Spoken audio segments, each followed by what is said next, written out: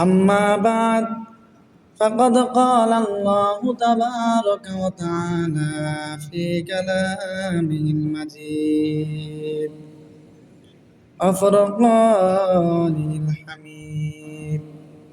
أعوذ بالله من الشيطان الرجيم. بسم الله الرحمن الرحيم.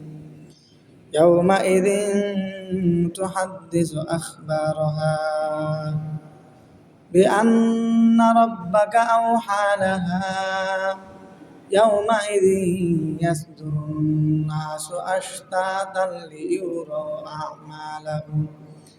صدق الله العظيم وصدق رسوله النبي الكريم ونحن على ذلك من الشاهدين والشاكرين والذاكرين الحمد لله رب العالمين. وقال النبي صلى الله عليه وسلم إن الشيطان يجري من الإنسان مجرى الدم أو كما قال عليه الصلاة والسلام. إن الله وملائكته يصلون على النبي يا أيها الذين آمنوا صلوا عليه وسلموا تسليما. اللهم صل على محمد وعلى آل محمد كما صليت على إبراهيم وعلى آل إبراهيم إنك حميد مجيد.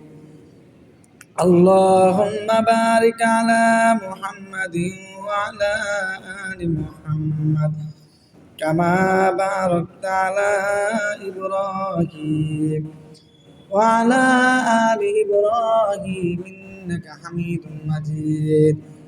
اللهم صل على محمد وعلى آل محمد كما صليت على إبراهيم وعلى آل إبراهيم إنك حميد مجيد. اللهم بارك على محمد وعلى آل محمد كما باركت على إبراهيم وعلى آل إبراهيم إنك حميد مجيد. الحمد لله.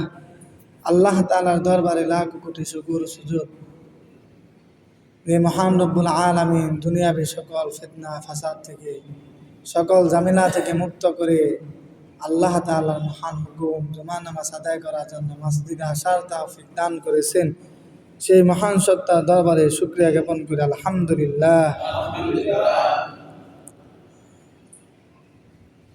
মানুষের অবস্থার দিকে তাকালে দেখা যায় যে আল্লাহ তাআলার আনুগত্য এবং অবাধ্যতার বিবেচনায় মানুষ চার প্রকার। কয় প্রকার?